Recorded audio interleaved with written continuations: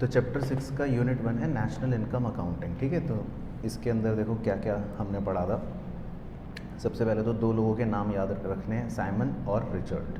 ठीक है, साइमन और रिचर्ड ने बेसिकली नेशनल इनकम अकाउंटिंग की शुरुआत करी थी। बाकी तीन छोटे छोटे टर्म्स फिर इसमें बताए थे कि CSO, MOS, P&I और DES, ये बेसिकली हमारे देश में या स्टेट लेवल पर नेशनल इनकम अकाउंटिंग करने के रिस्पॉन्सिबल होते हैं, तो इनकी फुल फॉर्म्स पढ़ने।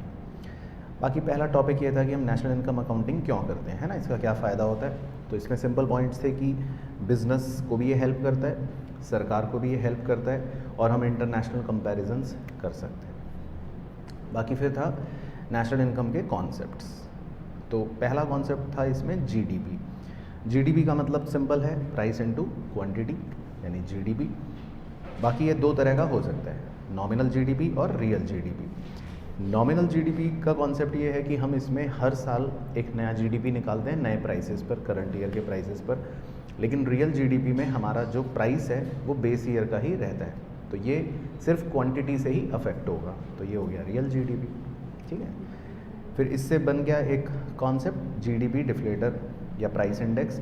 उसका फॉर्मूला था nominal GDP upon real GDP into 100। तो ये याद रखना है बस। उसके बाद आपको बताया था कि इन्फ्लेशन रेट जो है, अगर मान लो हमें ये फाइंड आउट करना है कि कितना इन्फ्लेशन बढ़ रहा है, तो हम GDP डिफ्लेटर की हेल्प से निकाल सकते हैं। उसका सिंपल सा फॉर्मूला ये है कि GDP डिफ्लेटर में कितने % चेंज हुआ। तो GDP deflator year 2 minus GDP deflator year 1 divided by GDP deflator year 1 into 100। तो ये भी एक क्वेश्चन आज से पूछ सकता है। फिर डेप्रिसिएशन क्या होता है वो हमको पता होना चाहिए। Simple formula gross minus net, conversion में हेल्प करता है, ग्रॉस से नेट निकालने में या नेट से ग्रॉस निकालने में। इसी तरह NFIA, net factor income from abroad, क्या होता है, नेशनल प्रोडक्ट और डोमेस्टिक प्रोडक्ट का डिफरेंस होता है, तो ये भी कन्वर्जन में हेल्प करता है NFIA। इसके बाद NFIA के कंपोनेंट्स होते हैं, वो याद रखने हैं बस। 3 कंपोनेंट्स हैं, net compensation of employee, net income from property and entrepreneurship और नेट रिटेन्ड अर्निंग्स। ठीक है, तो ये भी MCQ क्वेश्चन में पूछ सकते हैं। बाकी तीसरा होता है टूल नेट इनडायरेक्ट टैक्स। उसका फॉर्मूला है market price minus factor cost, तो ये भी कन्वर्जन में हेल्प करता है। बाकी इनडायरेक्ट टैक्स क्या है वो आपको पता है, सब्सिडीज़ क्या हैं वो आपको पता है, तो नेट इनडायरेक्ट टैक्स को हम इनडायरेक्ट टैक्स माइनस सब्सिडी करके भी फाइंड आउट कर सकते हैं। बाकी डोमेस्टिक इनकम होती है NDPFC, सिंपल ये याद रखना है, जिसको इनकम मेथड से जब हम कैलकुलेट करते हैं तो उसका फॉर्मूला है compensation of employee plus operating surplus plus mixed income of self employed. अब 3 चीज़ें क्या हैं, कॉम्पनसेशन ऑफ एम्प्लॉय का मतलब तो है कि वेजेस और सैलरी इन कैश या इन काइंड, और या फिर एम्प्लॉयर ने कोई कंट्रीब्यूशन करा। ऑपरेटिंग सरप्लस का मतलब है जिसमें इनकम फ्रॉम प्रॉपर्टी आ गई, यानी रेंट, रॉयल्टी और इंटरेस्ट, और इनकम फ्रॉम एंटरप्रेन्योरशिप आ गया, यानी प्रॉफिट। प्रॉफिट के अपने 3 कंपोनेंट्स लिख पाए थे, एक होता है कॉर्पोरेट टैक्स, अगर जो भी हम देंगे, फिर एक हो गया डिविडेंड और एक हो गया रिटेन्ड अर्निंग्स। तो ये सारी बातें वही सेम 12th वाली है। बाकी मिक्स्ड इनकम तीसरा कंपोनेंट जो होता है वो होता है ऐसे सेल्फ एम्प्लॉयड लोग जिनकी रेंट, इंटरेस्ट और वेजेस की प्रॉफिट जो है वो बेसिकली मिक्स होती है, तो हम अलग अलग नहीं बता पाते, तो ये हो गया मिक्स्ड इनकम। फिर था नेशनल इनकम। नेशनल इनकम होता है NNPFC, तो वो आप कन्वर्ट करके निकाल सकते हो, डोमेस्टिक इनकम प्लस NFIA। फिर एक छोटा सा कॉन्सेप्ट था per capita income. Per capita income मतलब कि जो भी हमारा GDP है, मतलब रियल GDP, उसको हम टोटल पॉपुलेशन से डिवाइड कर देंगे, तो ये आ जाएगा पर कैपिटा इनकम।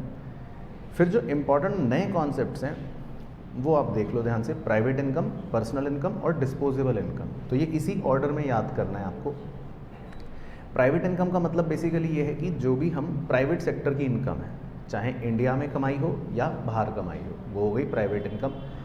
उसमें से हाउस होल्ड सेक्टर को जो इनकम मिल रही है या पहुंच रही है, including NPO, serving house hold, वो हो गई पर्सनल इनकम। और उसमें से भी, क्योंकि कुछ सरकार टैक्स ले लेती है, तो जो अल्टीमेटली आपके हाथ में बची वो हो गई डिस्पोजेबल इनकम। तो एक इस तरह से कहानी होती है। बाकी इनकम यहाँ पर जो हम वर्ड यूज़ कर रहे हैं उसमें हम फैक्टर इनकम भी कंसिडर करते हैं और ट्रांसफ़र इनकम भी कंसिडर करते हैं। फैक्टर इनकम मतलब मेहनत की कमाई, रेंट, इंटरेस्ट, वेजेस, प्रॉफिट, और ट्रांसफ़र इनकम मतलब कोई भी गिफ्ट या डोनेशन। बाकी फॉर्मूला याद रखना, ये सब कहानी आपको समझाई थी कि कैसे निकालना है फ्लो चार्ट। यस, तो सबसे पहले हम ये देखते हैं कि जो हमारा डोमेस्टिक इनकम है उसमें से कितना हिस्सा प्राइवेट सेक्टर वालों का है। तो बड़ा सिंपल फार्मूला हो गया, एनडीपीएफसी में से गवर्नमेंट सेक्टर का सरप्लस माइनस कर देंगे। तो गवर्नमेंट सेक्टर का सरप्लस कैसे निकालते हैं कि income from property and entrepreneurship accruing to government और savings of non departmental undertaking. तो सरकार का हिस्सा हटा देंगे तो इसका मतलब बच गया प्राइवेट सेक्टर की एनडीपीएफसी। उसमें 3 चीज़ें जोड़नी है, ये देख लो, बस ये याद रखना है। एक तो NFIA मतलब net factor income from abroad, दूसरा net current transfer from rest of the world और तीसरा नेशनल डेट इंटरेस्ट। इन तीनों को जोड़ते ही तो ये बन गया प्राइवेट इनकम। उसके बाद नेक्स्ट फार्मूला, प्राइवेट इनकम में से 2 चीज़ें माइनस करनी है, यानी कि अनडिस्ट्रीब्यूटेड प्रॉफिट्स और कॉरपोरेट टैक्स। तो जो बच गया पैसा वो हो गई पर्सनल इनकम। बाकी पर्सनल इनकम को हम दूसरे तरीके से भी निकाल सकते हैं, उसके 2 बादल वाले फॉर्मूले लिखवाए थे।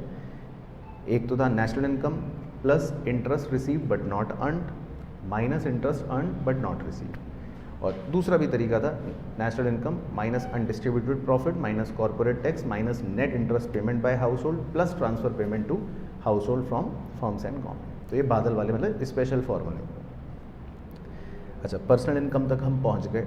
उसके बाद आपको सिर्फ जो भी आपके पर्सनल टैक्सेस हैं और अगर आपके ऊपर कोई फ़ाइन या फीस या पेनल्टी लगी वो माइनस कर दोगे, तो फाइनल आपके पास बचेगी डिस्पोजेबल इनकम। तो ये एक फ्लो चार्ट याद रखना है। बाकी फिर 2 तरह की डिस्पोजेबल इनकम होती है, ये भी फॉर्मूला याद रखना है। एक था GNDI, एक था NNDI। GNDI मतलब ग्रॉस नेशनल डिस्पोजेबल इनकम और NNDI मतलब नेट नेशनल डिस्पोजेबल इनकम। इसके फॉर्मूले बड़े सिंपल हैं, GNPMP plus net current transfer from rest of the world, और उसमें NNPMP plus net current transfer from rest of the world. अच्छा, फिर था हमारा ये सब कहानियों को समझने के बाद personal income, private income, disposable income, कि नेशनल इनकम को मेजर कैसे करेंगे। तो इसमें बेसिकली 3 मेथड्स होते हैं। तो जो हमारे फेजेस होते हैं वही मेथड्स के नाम होते हैं। तो पहला होता है प्रोडक्शन मेथड, दूसरा हो गया इनकम मेथड, तीसरा हो गया एक्सपेंडिचर मेथड। तो ये एक तरह से आपका सेम 12th की तरह ही है कि सर्कुलर फ्लो ऑफ इनकम होता है पहला, तो मतलब कॉन्सेप्ट। तो इसमें हाउस होल्ड सबसे पहले फैक्टर सर्विसेज फर्म को देते हैं, बदले में उनको फैक्टर इनकम मिलती है। फिर फर्म्स गुड्स और सर्विसेज हाउस होल्ड्स को बेचते हैं और बदले में हाउस होल्ड्स फिर कंजम्पशन एक्सपेंडिचर कर लेते हैं। तो ये बन गया एक सर्कुलर फ्लो ऑफ इनकम। बाकी मेथड्स की अगर बात करें तो वो बिल्कुल सेम 12th वाले ही फॉर्मूले हैं, तो ज़्यादा टेंशन वाली बात नहीं है। प्रोडक्शन मेथड का फॉर्मूला है GVA-MP is equal to sales plus change in stock minus intermediate consumption. Sales का मतलब है जिसमें आप हर तरह की सेल्स ले लोगे, और चेंज इन स्टॉक का मतलब है closing stock minus opening stock बस। और इंटरमीडिएट कंजम्पशन का मतलब है कि जो भी आपने रॉ मटेरियल्स परचेज करें। बाकी फिर GDP-MP जो है उसको कन्वर्ट करके आप नेशनल इनकम निकाल ही लोगे। तो वो एक सिंपल फॉर्मूला हो गया। अच्छा, दूसरा होता है इनकम मेथड। ये तो सेम ही है क्योंकि आपने डोमेस्टिक इनकम पहले भी पढ़ा था, इसमें 3 कंपोनेंट्स जोड़ने, compensation of employ, operating surplus और mixed income of self employ. Expenditure method में हम एक्सपेंडिचर्स को जोड़ते हैं, तो इसमें हमारे ये मेन एक्सपेंडिचर जुड़ रहे हैं। एक है फाइनल कंजम्पशन एक्सपेंडिचर, एक है ग्रॉस डोमेस्टिक कैपिटल फॉर्मेशन और एक है net exports. Final consumption expenditure 2 लोग करते हैं, हम जैसे हाउस होल्ड्स भी और सरकार भी।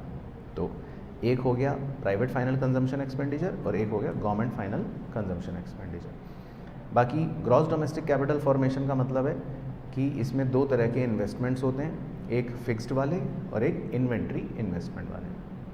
बाकी नेट एक्सपोर्ट्स का फॉर्मूला तो सेम बताइए आपको, एक्सपोर्ट्स माइनस इम्पोर्ट्स।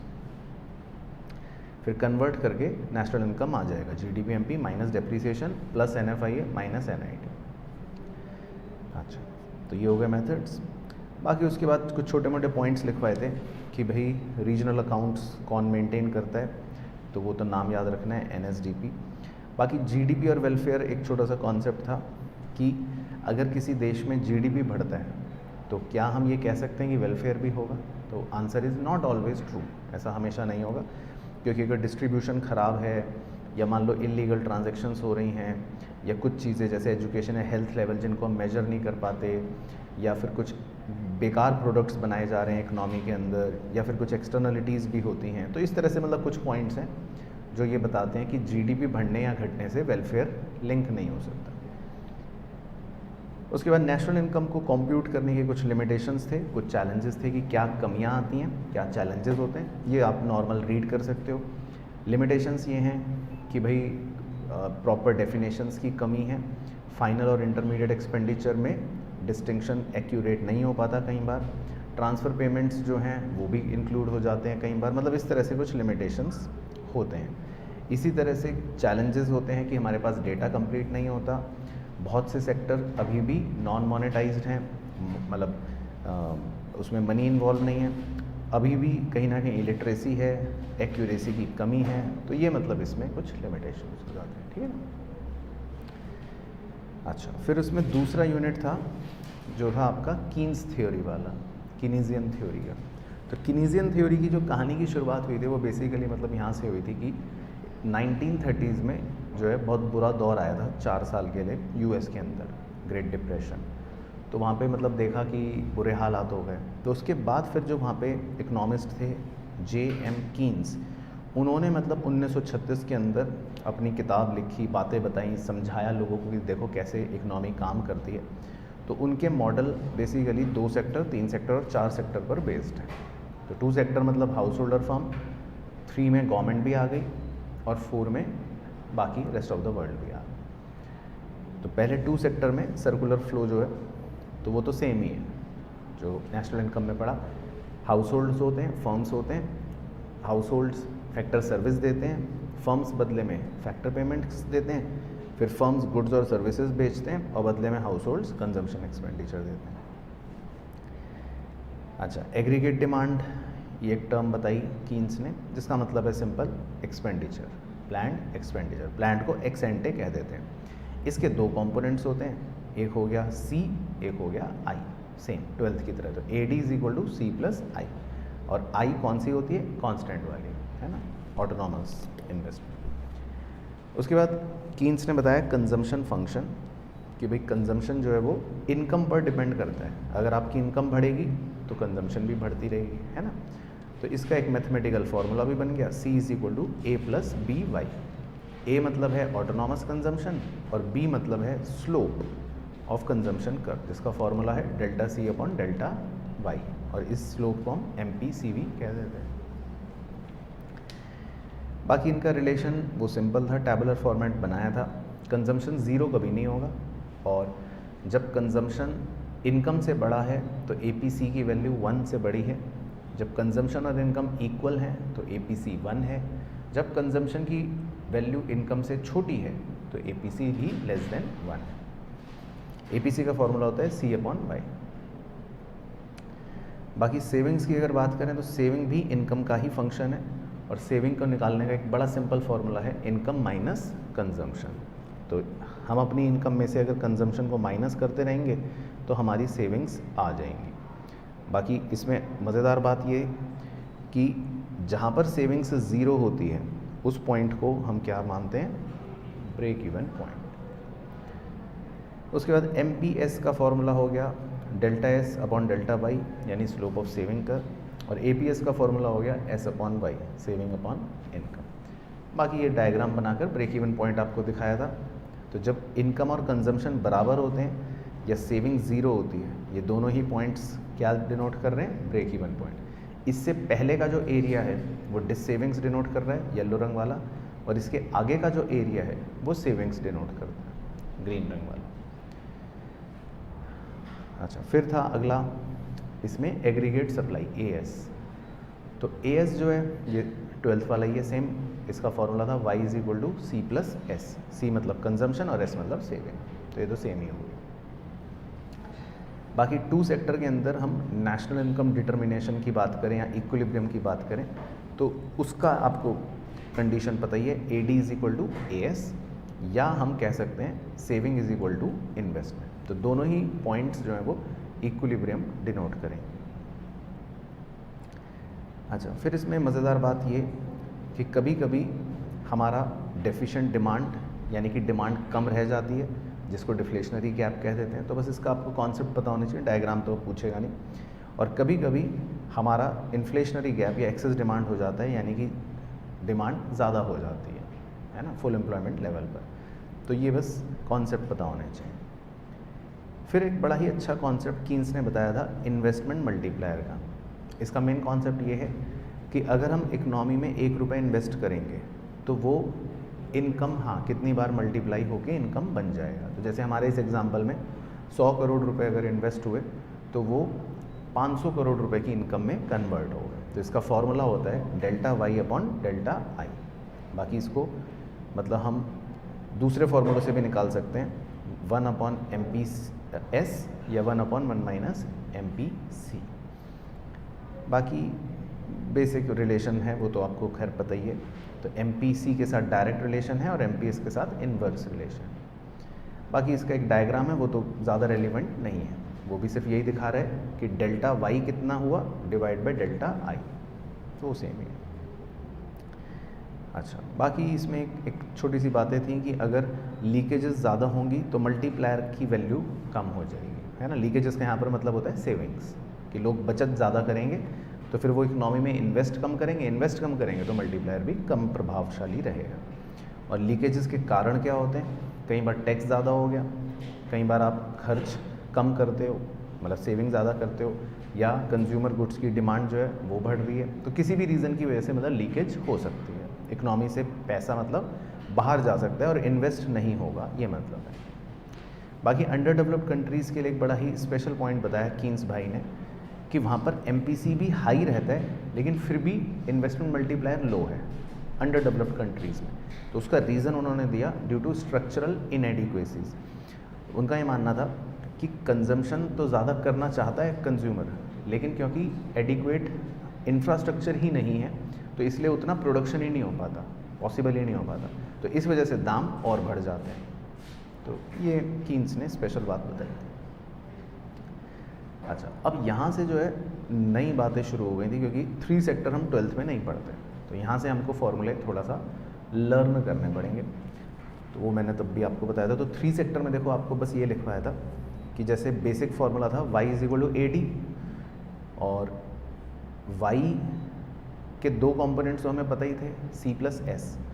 लेकिन 3 सेक्टर में जब गवर्नमेंट भी इन्वॉल्व हो जाती है तो y के अंदर एक नया कंपोनेंट ऐड हो जाता है, वो है T। T का मतलब है गवर्नमेंट टैक्सेस, ठीक है, तो वो आपको दिख रहा होगा। और इसी तरह AD के 2 कंपोनेंट्स हमें पता है C+I, लेकिन 3 सेक्टर में एक नया कंपोनेंट ऐड हो जाता है G का मतलब है गवर्नमेंट एक्सपेंडिचर। तो LHS में T ऐड हो गया, RHS में G ऐड हो गया, बस। तो ये इक्वालिटी चल रही है, तो आपको तो इक्वालिटी याद रखनी है फॉर्मूला, बाकी डायग्राम छोड़ो, ज़्यादा अब रेलिवेंट नहीं है। तो बेसिकली C+S+T = C+I+G। तो C से C तो कट जाएगा, तो एक तरह से हम कह सकते हैं कि S+T = I+G। बाकी सर्कुलर फ्लो जो है वो भी पता होना चाहिए, बस बेसिक कॉन्सेप्ट कि 3 सेक्टर में क्या होता है। तो इसमें देखो गवर्नमेंट का भी रोल आ जाता है। तो बस आप ये देख लो बीच में कि जो 2 सेक्टर में हो रहा था वो तो है ही, लेकिन नई चीज़ क्या ऐड हो गई, एक तो बैंक्स आ गए।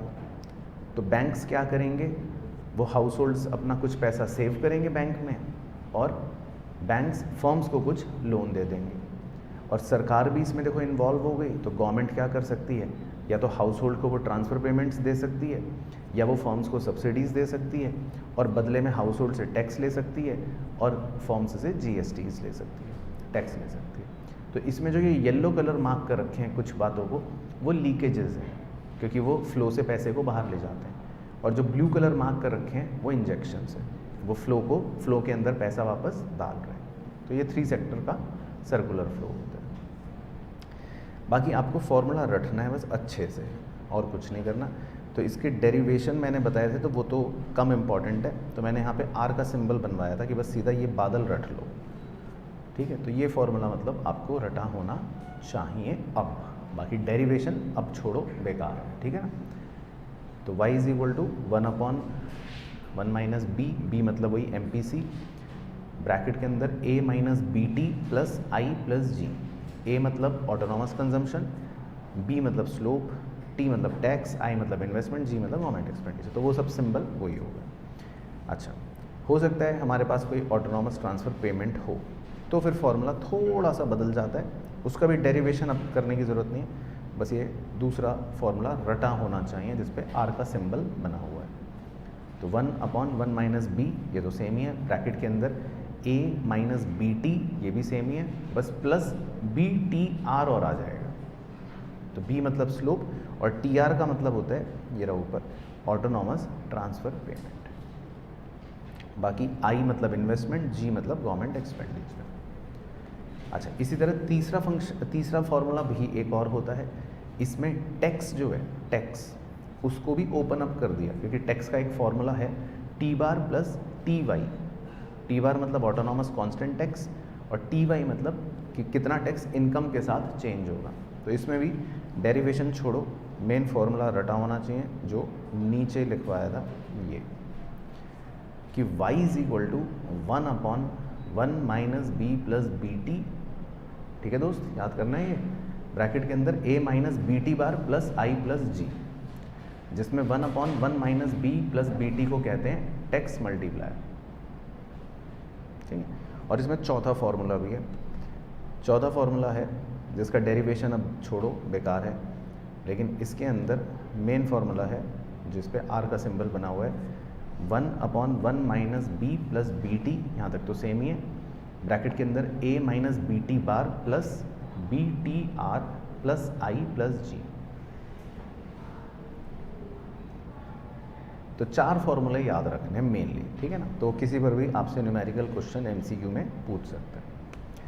अच्छा, अब आ जाते हैं 4 सेक्टर के अंदर। तो 4 सेक्टर में अब क्योंकि हमारे रेस्ट ऑफ द वर्ल्ड भी जुड़ गए, तो हमारे इंपोर्ट एक्सपोर्ट्स हो जाते हैं, तो है ना, वो ऐड हो जाता है और बाकी सारा मॉडल सेम रहता है। तो 4 सेक्टर का सर्कुलर फ्लो जो है उसके अंदर हाउस होल्ड भी है, फर्म्स भी है, गवर्नमेंट भी है, तो इतना मॉडल तो सेम ही चल रहा है, बाकी rest of the world add हो गए, तो उससे हमारे इंपोर्ट्स और एक्सपोर्ट्स और जुड़ जाते हैं मेनली। बाकी इसमें इक्विलिब्रियम का फॉर्मूला वही है, देखो AD और AS दोनों बराबर हैं, लेकिन AS के अंदर अब देखो C plus S plus T तो हम थे ही, एक चीज़ और जुड़ गई M का मतलब इम्पोर्ट्स, और डिमांड में आपका जुड़ गया X का मतलब एक्सपोर्ट। तो ये बेसिकली एडिशन हो गया, C से C कट गया, तो S plus T plus M is equal to I plus G plus X। बाकी इसमें M जो है उसका एक फॉर्मूला है, M मतलब इम्पोर्ट का एक फॉर्मूला है, M bar plus M by. M बार मतलब ऑटोनॉमस इम्पोर्ट, छोटा m मतलब प्रोपेंसिटी टू इम्पोर्ट और y मतलब इनकम। तो ये गिवन होगा आपको। अच्छा, बाकी डायग्राम ज़्यादा रेलिवेंट नहीं है, तो वो तो सिंपल इक्विलिब्रियम वाला ही है, उसकी टेंशन मत लो। डेरिवेशंस की भी ज़्यादा आपको ज़रूरत नहीं है, मेन ये फॉर्मूला रखना है जो मार्क करवाया था 4 सेक्टर इकनॉमी में, बहुत ही इंपॉर्टेंट है और ज़्यादा चांसेस 4 सेक्टर इकनॉमी के ही होते हैं एग्ज़ाम में। y is equal to 1/1 minus B plus M, bracket के अंदर a minus B T plus I plus G plus X minus M bar. ठीक है, गिवन सब कुछ होगा तो टेंशन की बात नहीं है, बस फॉर्मूला याद होना चाहिए। ठीक है, बाकी इसमें जो येलो कलर वाली चीज़ है उसको बोलते हैं फॉरेन ट्रेड मल्टीप्लायर। ठीक है ना। अच्छा, उसके बाद ये कुछ बेसिक बात थी कि अगर एक्सपोर्ट कम होंगे इंपोर्ट से तो नेशनल इनकम डिक्रीज़ होगी, और अगर m इंक्रीज़ करता है तो इसका मतलब फॉरेन ट्रेड मल्टीप्लायर डिक्रीज़ करेगा। बाकी फॉरेन ट्रेड मल्टीप्लायर को निकालने का मतलब एक फॉर्मूला था, ये हमने एक एग्जांपल से ऐसे ही करके देख लिया था कि 1/1 minus B plus M, B आपको 2 दे रखा है, m आपको 4 दे रखा है, तो आप अगर वैल्यू पुट करोगे तो आपका आंसर मतलब आ जाएगा। ठीक है ना। चलो, तो क्लियर हो गया चैप्टर 6 की कहानी पूरी अच्छे से, है ना। तो चैप्टर 6 में 2 यूनिट्स में मेनली नेशनल इनकम और कीन्स में ज़्यादा फोकस करना है 3 सेक्टर और 4 सेक्टर और उनके फॉर्मूलों।